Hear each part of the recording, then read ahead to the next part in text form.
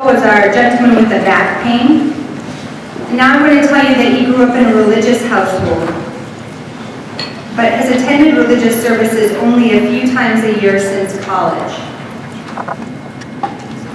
Anne Murphy, our second case, is a very active participant in her local congregation. Friends from her congregation and community usually accompany her to all of her medical appointments.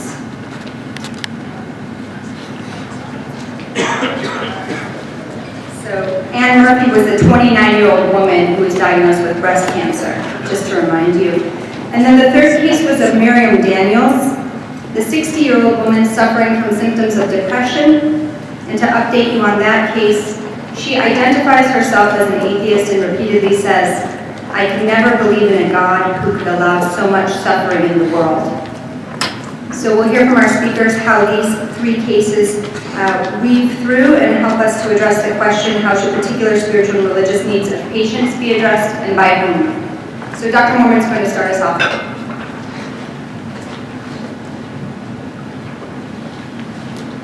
Hello again. Thank you very much. As the lead-off panelist for this session, I want to start by unpacking, or at least pointing out what needs to be unpacked in the wording of this question. How should particular spiritual and religious needs of patients be addressed and by whom? Because I think we must first consider, even if only briefly, how it is that spiritual and religious needs are recognized as such in the first place. Because the question is not only who should address them and how, but who gets to call them that? Who decides that their needs? Who labels them the kind of needs that we call spiritual or religious? For example, there are some who would hear the sort of minimalist description of Omar da Silva's religious life and slip into an easy certainty about what his spiritual and religious needs are, perhaps be reconnected to his family's faith tradition for support and sustenance in his chronic pain. But I want to caution us,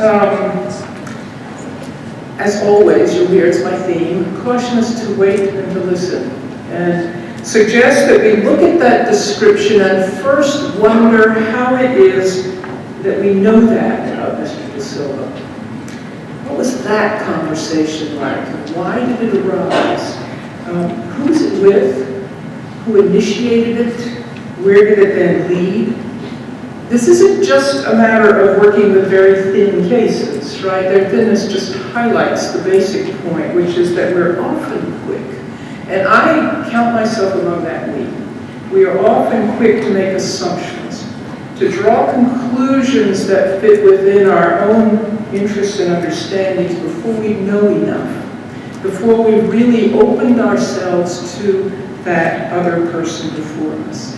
You know, this matter of assumption or presumption is maybe characteristic of healthcare professionals. I'm one of them. I feel the inclination pretty deeply. Because we, at least those of us who are physicians, we tend to think in terms of getting to the right diagnosis and finding the right treatment. And so first off, I think we have to take this issue of spiritual and religious needs out of that medical category. There are no blood tests available. There are no MRIs, not even fMRIs. We are not looking for diagnoses, and we're not prescribing therapy, or at least I will go on record right now as saying that we should not be doing those things. They're rather our primary task in seeking to address whatever spiritual and religious needs there may be is the work of welcoming this patient as he is. It is the work of listening, being open to what's going on, taking it seriously, holding it, and maybe at the end of this series of listening and holding, maybe even assisting patients as they find their way through. The truth is, we don't know yet whether Mr. Da Silva needs to reconnect to his family's religion, or whether he may actually need to work through the burden his family's particular form of religiousness put on him, a burden that may be part of what's bent his back into his current painful condition. We don't know yet whether Anne Murphy's being surrounded by her fellow congregants is supporting her, bringing her comfort and peace, or smothering her, making it impossible for her to voice the fears and the doubts that are haunting her. We don't know yet whether Miriam Daniels' apparently repeated protestations against God are really a plea to be helped to believe anyway, or are really a truly settled and thoughtfully considered agnostic certainty that the existence of God is just a meaningless question in the world she knows. So who's been responsible for carrying out this work of welcoming and listening and responding? Well, the answer, of course, is all of us. And not just all of us, because we're here showing we're interested in this topic, but all of us, human beings. The responsibility doesn't arise just because we happen to have roles in the healthcare system. Those roles only mean that some of us have the privilege of coming into contact with persons in these kinds of crises with predictable regularity. But the responsibility belongs to all of us. It's part of being in society. It's part of being in relation to others. If you're a Christian, the language you might use is that it's part of being a child of God, living in the midst of other children of God, being called to love them as we love ourselves, right? This obligation to truly welcome the other and to be open to what word of grace they may bring to us or need from us in that moment, this belongs to everyone in every encounter and not just healthcare encounters. It's a capacious and demanding obligation, and we didn't take it on by becoming healthcare professionals or hospital chaplains. And taken from another angle, persons in the arena of healthcare don't get a pass. We don't get to shrug it off just because we've taken on other particular responsibilities. In fact, because healthcare professionals do experience these encounters daily, it is our particular obligation to become attuned to the language of spirituality and religiousness, an attunement that knows, among other things, that the deepest spiritual queries may not mention the word God. It's really easy to mistake cosmic questions. Why is this happening to me? To mistake cosmic questions for medical questions, be tempted to give them medical answers, explanations that have to do with patterns of contagion and immunologic vulnerability or everybody's favorite lifestyle choices. But these sorts of explanatory puzzles often signal transcendental concerns. We know this. We have to be able to recognize it when we hear it. I said earlier that I think spirituality and religion are about coherence and ordering. And some of the concerns raised by illness and dying, they're about coherence. How am I to make sense of this? What did I do? How could such a thing happen? I tried my best. It doesn't make sense. Here's the way I'm making sense of it. And they're about ordering. I've had my priorities all wrong. I'm going to change the way I live. How can I live without the use of my legs? What does this mean for my career, my relationships, my identity? What matters now? And these are the concerns, the questions, and the tentative answers, the signals of deep spiritual need that we're all called to address by hearing them for what they are and holding them carefully. And the need for some attunement to the language of spiritual and religious questions and concerns would seem to suggest that at least at times, this goes back to something we talked about in the Q&A last time, at least at times, someone who's of the same religious tradition, or in a hospital so designated as in the same religious tradition, someone who's of the same tradition as the patient may be more likely to recognize the language, the metaphors, the allusions that signal that what's under discussion is in fact something religious, even if names for God are not being used. It may also be likely that hearing that familiar language may draw the caregiver into the conversation, create a level of comfort that seems to make it okay to go further with this, to hear more.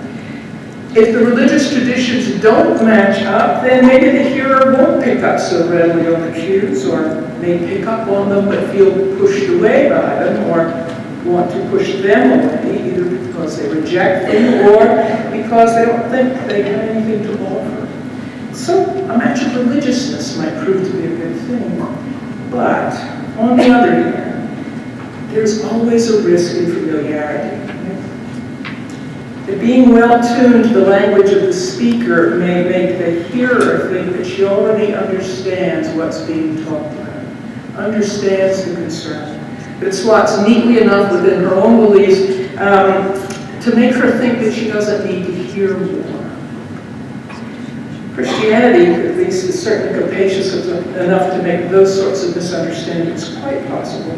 But a too quick move to a presumed understanding can distort or even foreclose helpful exploration every bit as much as outright dismissal can. At least if the religious language is not familiar, the hearer can't help but know that she's going to have to ask for explanation if she wants to go further. I'll add to that the point that there is, at least to my knowledge, there's no generally applicable teaching within Christianity that would require a Christian patient to discuss religious concerns only with another Christian. And I'd say that the basic Christian belief in the intimate relation of God and humanness would argue against such a requirement. But reiterating the point I made earlier, that doesn't mean that there aren't some versions of Christianity and some lay beliefs that would put up a solid barrier to keep that particular Christian patient from expressing his or her concerns to someone of another faith. But as with all of this, you won't know until you ask. Beyond these tasks of recognizing and listening, I said that we also have an obligation to then hold the concerns. That is, not to drop them, to take them seriously, and in doing so to validate them.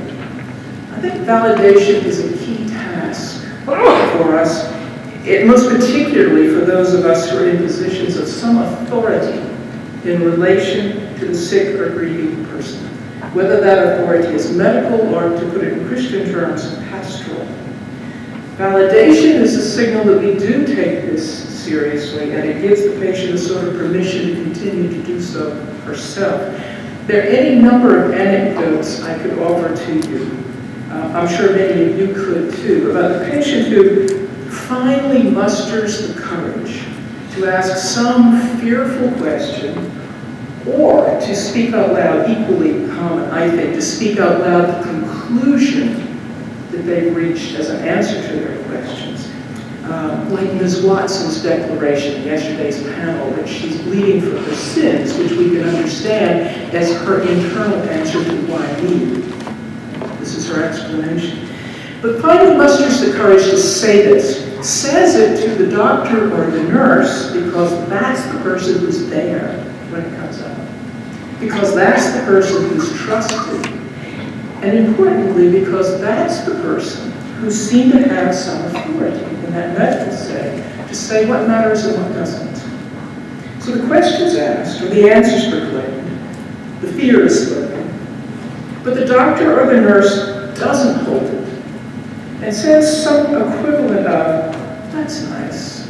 Have you passed any gas today? Or, that's nice. I'll ask the chaplain to drop. Both responses, even the second one that sounds receptive, are ways of saying, never. Not important. But these moments are too precious, and I would argue too crucial for a patient's overall well-being to be lost in a quick dismissal.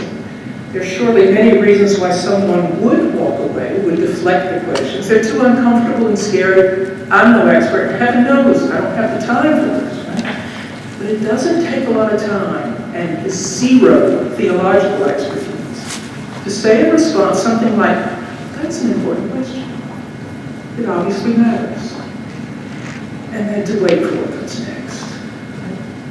And what comes next may well uncover a level of deep religious or spiritual concern that makes it clear that more than compassionate listening and validation are what's needed. It's what George talked about yesterday, is the move from the need for a generalist to the need for a specialist. You get that signal. And then the task will be to help the patient identify who appropriate person. Could be a chaplain, could be a clergy person from that person's own tradition, could be a trusted friend, who can help you with this. Who can we call upon? Who will give spiritual direction or offer the particular rite or whatever this person in this discussion thinks may be needed to help with the situation.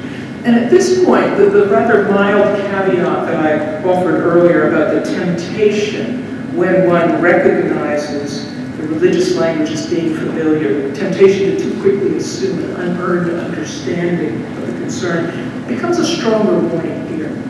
Because if the caregiver, the person listening, is a religiously tuned person, thoughtful about the kinds of spiritual questions that come up in instances of illness and dying, and here's the questions arising in the language that signals the presence of a fellow believer, the temptation can really be powerful. I suspect many in this room felt it. It can be really powerful to answer the questions with the conclusions that one has drawn from oneself. To undertake a deeper level of spiritual counseling that may be warranted by either one's role or one's training. What I'm talking about here, of course, is the matter of professional boundaries. It is one thing, a very important thing, to mark overtly the depth and seriousness of the patient's spiritual concerns, and quite another to undertake theological or spiritual direction from one's position as a healthcare professional. To do so risks a rule violation that should be avoided, and I would say that even if one is a clergy person and a doctor, it's likely that only one of those roles defines the patient's understanding of the relationship. We do have to be constantly attentive to the differentials of power and authority between patient and provider, and the ways in which authority rightly claimed in medical matters can leak over into unwarranted authority in spiritual matters. And that one?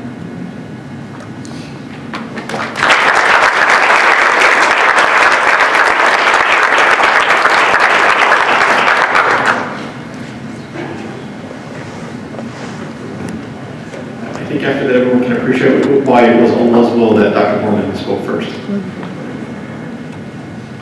That was excellent. I take a slightly different tack on the question. And as a typical internist, I kind of went with the differential diagnosis approach and just took the cases in the order as they were presented and didn't really search for more facts, so there was a lesson there for me. And I think the particularly interesting part of this question for myself was this division of labor. That when you have spiritual and religious needs of a patient, should there be, I think it's a fundamental question, should there be a division of labor and who addresses those needs? And for me, it has a lot to do with the qualification of that healthcare professional. More than just their comfort level with dealing with the issue, but actually their level of expertise in that issue. And one of the mechanisms that I'll often use as a rubric for determining that is the level of risk. I'm a risk management person. That's kind of what I do in my day job. So for me, the rubric of risk helps me make that determination of when I need the generalist or when I need the specialist. And that notion of risk is also bounded by one's own faith tradition.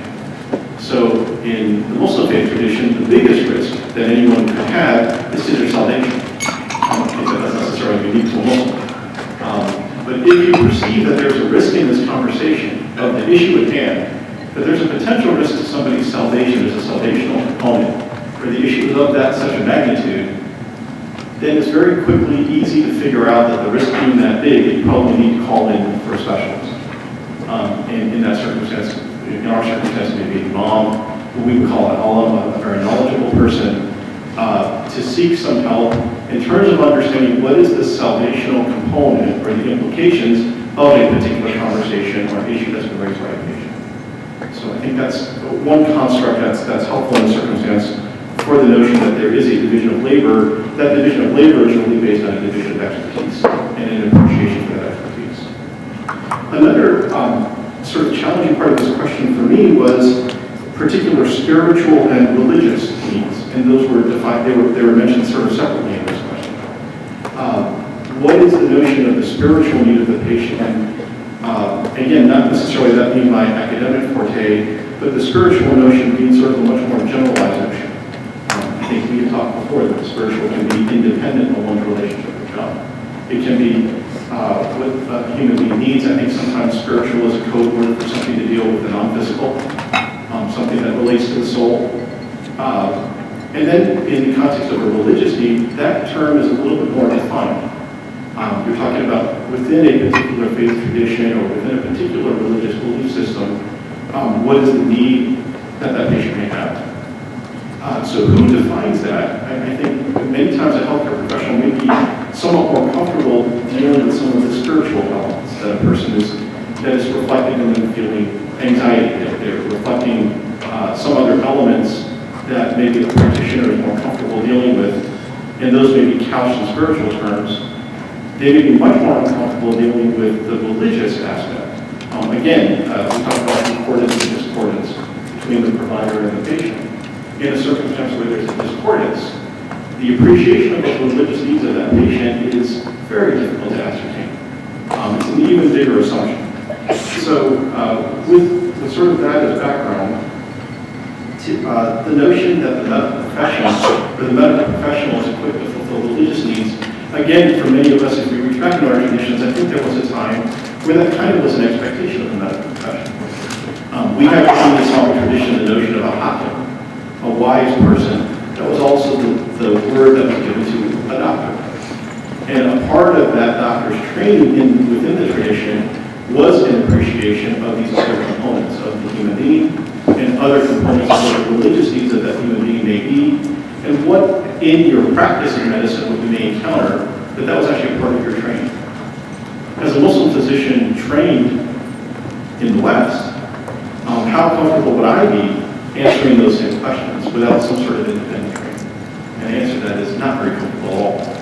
I think part of it is just, a big part of this question is just, as well as getting more information from the patient, but is also getting more information from yourself. How honest are you with yourself about what you really know and what you don't know? And being cautious, again, from the perspective of what is the risk if I give a wrong answer here?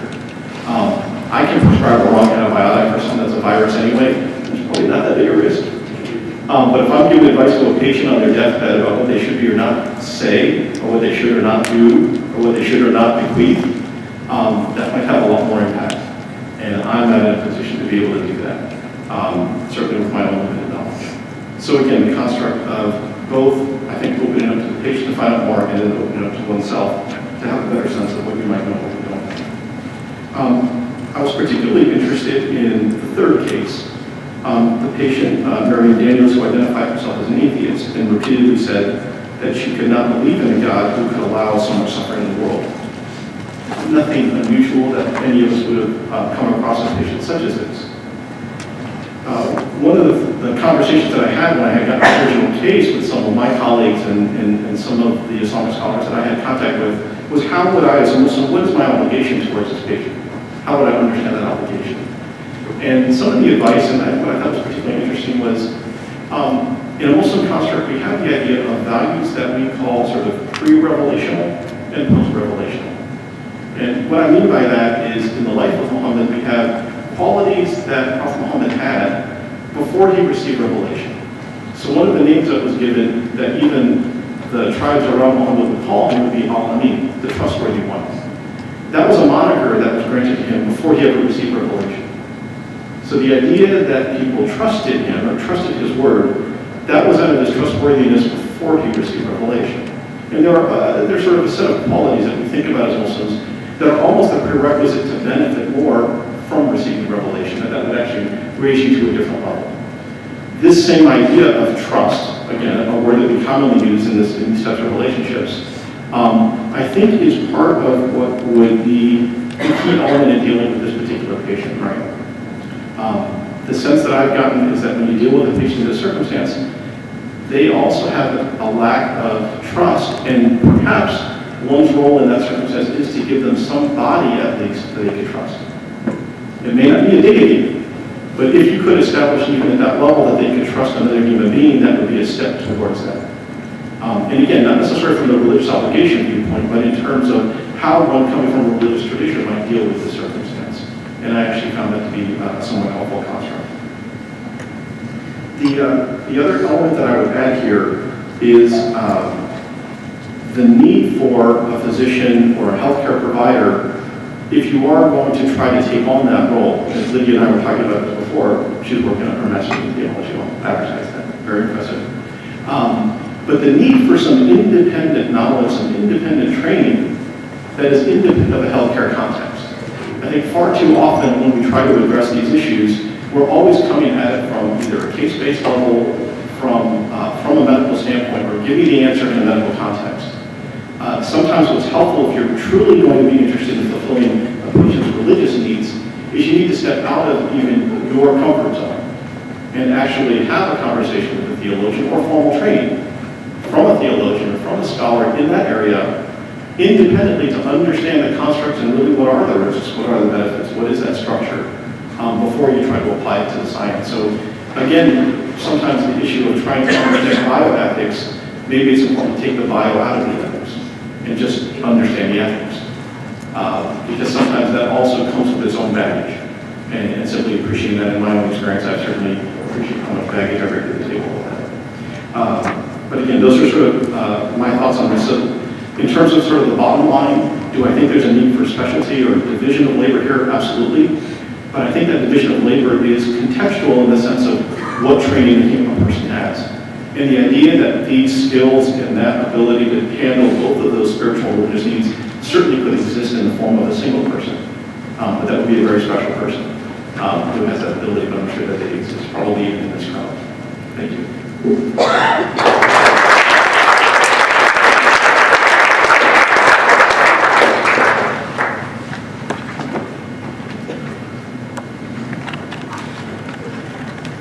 Thank you all very much again. I did not acknowledge at the beginning of my talk for my thanks to the working on this. It has really been, for me, for the first time participating in this in this kind of gathering. It's really been both an honor and a pleasure. I've learned an extraordinary amount just listening to my colleagues on this panel and to others just spoken over the course of this time. So, on the question of how should particular spiritual and religious issues be addressed in Bible. So I'd like to start with an expansion of something that I spoke about earlier, and that is that I mentioned at the first session that the patient himself or herself has a legal duty. And that legal duty is to do everything possible to assure their own welfare, their own well-being, their own health, both in terms of not injuring themselves and in terms of a duty of rescue. I would like to take this conversation out for a moment from the context of medical professionals, because in Jewish law, and as illustrated in a whole host of biblical texts, that same notion that I just described of responsibility to do no harm, and then secondarily, the duty of rescue in relation to others, is applicable to every person. Not just a distinct responsibility of a patient, nor is it a distinct responsibility of a physician. It is the responsibility of every person to do no harm to anyone else's life, to do no harm to anyone else's health, to do no harm to anyone else's property, to do no harm to their emotional well-being, and to do no harm to the spiritual well-being of others. And beyond that, in the second layer, Jewish law also requires that there be a sensibility of a duty to rescue, that when one has the opportunity to rescue someone else, that they would in fact step in to rescue life, to rescue health, to rescue someone else's property, to rescue someone else from emotional disorder, and to rescue someone else from spiritual disease or disorder as well. That these are fundamentally human responsibilities. And they are sometimes recognized as values, and they are sometimes embodied in law in some legal systems. Here in the United States, we have a tendency not to embody duties of rescue in law unless there is a specific contractual relationship between the persons. Right? So, if you were happen to be sitting next to the pool in the hotel and watch someone drowning in the hotel, right? We're located in Massachusetts. Right now, I think Cambridge is part of Massachusetts until it was decided not to be anymore. In any case, if you were sitting at the side of the pool and you saw someone drowning in the pool and you decided that, well, your bathing suit was already dry and you really didn't feel like getting in again and getting wet all over again, and so you just watched the person drown. So in this state, the great state of Massachusetts, could you be charged and prosecuted for the commission of any crime? Hello? Anybody here from Massachusetts? So what's the answer to that question? Answer, no, you could not be prosecuted. How about those of us from the great state of New York? Would you be prosecuted in New York? No, you could not be. Why? Because neither New York nor Massachusetts creates a legal duty of rescue. No, they'll manage sort of to do something that they call a Good Samaritan law, but it's a misnomer. The Good Samaritan law only protects you from liability in case you screw up. Don't screw up, and the patient happens to die while you're treating without permission. But it doesn't invest you with a legal duty of rescue, right? So it doesn't exist anywhere in the United States, other than on television in the. You guys didn't see the last live Seinfeld? Right now you know, right? The last live Seinfeld was precisely this situation, right? Our kids have been telling us for years, you have to watch Seinfeld. You have to watch it. Finally they said to us, never did it. Finally they said to us, this is the last live Seinfeld you'll ever be able to see. It should have was about this subject, right? So it was misplaced, it was in the wrong state, but it didn't matter. There are only 4 states in the United States in which there is a legal duty of rescue. That's it. Like in Vermont, there's a legal duty of rescue, and it's a misdemeanor, and there's a fine of $300. In Minnesota, human life is worth twice as much. $600 fine. In any case, it doesn't exist, and yet, sort of on an ethical level, we all sense that this is a responsibility that we should all have, right? So Jewish law takes this matter a step further. Jewish law insists that such a duty exists, that human beings have that duty toward each other, that we have that responsibility to rescue each other from disasters that confront us and that confront others, whether they be physical disasters, emotional disasters, spiritual disasters. It doesn't matter that we have a responsibility. Now, that does not mean that we are all obligated to run off the deepest, darkest, whatever end of the world to try to save people, right? That is, the notion of duty of rescue is still dependent upon 2 prior factors. One is the relationships that you have. The other is the competence that you have within the opportunity under the circumstances. Right? Now, so in terms of relationship, it's sort of obvious. I mean, you know, if I have no knowledge of someone else's circumstance and risk, I don't have to ask, you know, are you in a state of spiritual crisis right now? Can I help you with that? I would not have that duty, right? On the other hand, if I have a friend who just visibly, over the course of the last 2 months, has been in a state of despair, then it would be unconscionable for me not to ask. Now, they may say it's none of your business, right? And it's their right to say it's none of my business. But I have a responsibility to reach out in that manner, right? And people who occupy positions of significance in the lives of others, as physicians invariably do, as health professionals invariably do, you know, we occupy positions of extraordinary urgency, of extraordinary importance in the lives of other people. And I, you know, both of you made reference to this before, but the reality is that the gravitas of the person of the healthcare staff is just extraordinary in the life of a patient. And for the healthcare profession to be able to raise issues related to to the patient's emotional and spiritual well-being lends a validation to that component of their identity, which is absolutely invaluable, absolutely invaluable. But of course, the question of competence is a significant question. And that's a question not only for physicians. Physicians may not have that primary competence in areas of dealing with people's emotional and spiritual well-being, although some physicians certainly have extraordinary competence in those areas.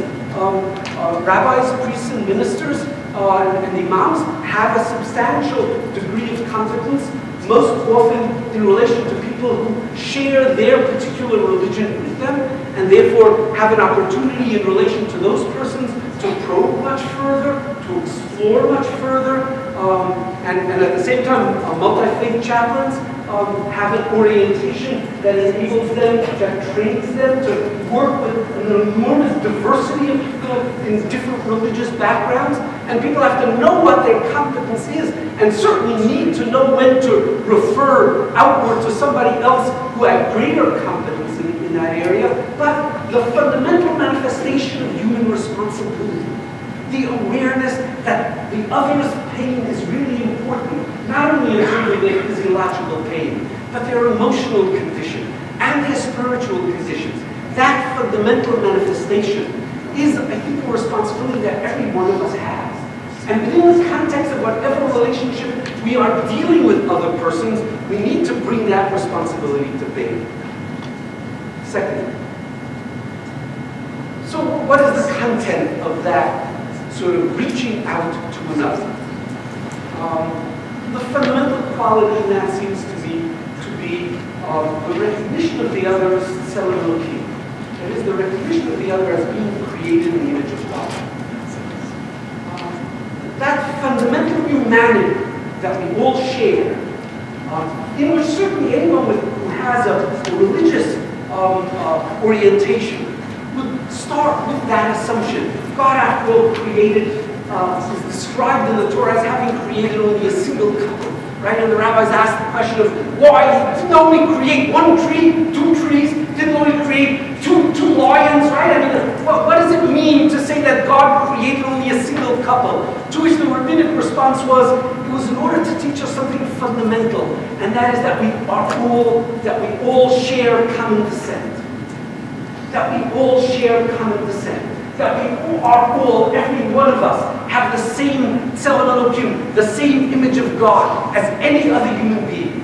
That none of the external physical characteristics or internal characteristics of will or knowledge distinguish us beyond the fundamental commonality that we have of having been created in the image of God. But at the same time that commonality exists, and that we are called upon to recognize that commonality, it's only in seeing the whole person, what he or she is, that enables us to deal with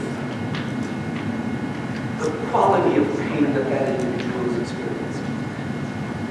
It's only when we see a person through their personal history, as a member of communities, because we are all not just members of a single community, but members of communities, whether it's a racial community, religious community, a geographic community, professional community, we're all members of communities. And being members of communities shapes who we are. And if we fail to respond to people from within the framework of their distinctiveness, if we fail to respond to people from within the framework of who they are as whole persons, in which all of these forms of identification mingle together, then we can't truly address who we are. So, since Dr. Elizabeth mentioned earlier that I spent some time in Selma, Alabama, today is actually the 50th anniversary of my visit to Selma, the 50th anniversary of the Hebrew calendar, of the march from tomorrow, the 50th anniversary of the march from Selma to Montgomery. And so on this day, actually on Shabbat, I was in jail in Selma. And I'm going to tell you just one short vignette that sort of illustrates this. We were arrested on Friday afternoon. About 250 people who engaged in a march in front of the home of the mayor of Selma. We had sort of come in different paths through the whole city and gathered right there, and were demonstrating in front of his house for voter rights. And as we were there, the police showed up and they put us all under arrest. They put us in buses and loaded us off to the police station. And it became clear by late that night that they did not want to have to really charge 50 clergy with disturbing the peace in violation of a city ordinance that did not allow public demonstrations in white neighborhoods. It was somewhat of an embarrassment to them, and so they didn't want to have to charge us. So they called out, of these 250, they called out the 50 clergy. And they made us the following offer. They said, if you guys agree, we would like to let you go. We're even willing to let the whole group go, all 250 of you. We won't book you, we won't charge you, on one condition, and that is that you agree to no longer participate in any demonstrations while you're here in Selma, or better yet, leave town. So the group of us heard this offer, went back into this larger hall where there were 200 other people. The 200 other people were approximately about 100 local and some distant members of the black community who had been demonstrating, and about 100 young people from all over the country, from campuses and other places who were demonstrating. And so the 50 clergy sort of clustered in one corner of the room and started discussing the question of whether this offer should be accepted or not. And word got out into the rest of the crowd that that's what we were discussing. And suddenly, there was this, sort of for the clergy, unexpected emergence of a voice, particularly within the black community that was there, not so much amongst the white students. They sort of assumed that the clergy had the privilege of making this decision, right? That we were the chacham, that we were the wise people, we were going to sit there and make a wise decision. But younger blacks said, wait a second, why are you people here? We're here to help us, right? So if you're here to help us, don't we have to have a voice in what the outcome should be here? Don't we have to have a voice in what the decision needs to be here that is in our benefit, right? And this took the clergy by great surprise. As it often takes doctors by great surprise when their patients make similar claims, right? So it took us by great surprise. And there were some very serious arguments and negotiations until finally the group agreed that we'll discuss the whole thing openly and then we'll take a vote on this matter. And that's eventually what happened. It took us about 4 o'clock in the morning till this whole discussion and vote was taken, and then the vote was taken that we were going to stay. So we're still there. But not, that's another story which I'll tell you about another time. In any case, the same thing is true with any cultural community. Those of you who saw the movie Selma, how many of you saw the movie Selma? And then the editorials condemning Selma for this bad thing that it did to President Johnson, what's Rabbi Abraham Joshua Heschel of blessed memory, right? And people don't understand that what we saw then, right at that moment in 1965, was that there's a real community of people who have a real living communal experience and a sense of the need for the autonomy of their own community. That this had to be theirs. It was their battle.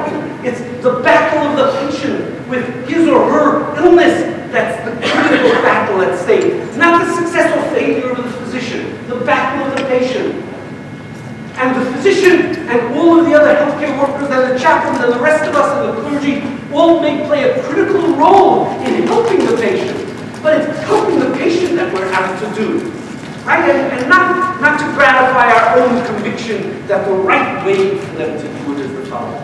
And if we miss that, then I think that we're missing a fundamental piece of what we need to be doing. The same thing is true in regard to communities who are, particularly in regard, let's say, the Jewish community, particularly the Orthodox Jewish community, and did struggle contemporarily around the issue of definition of death.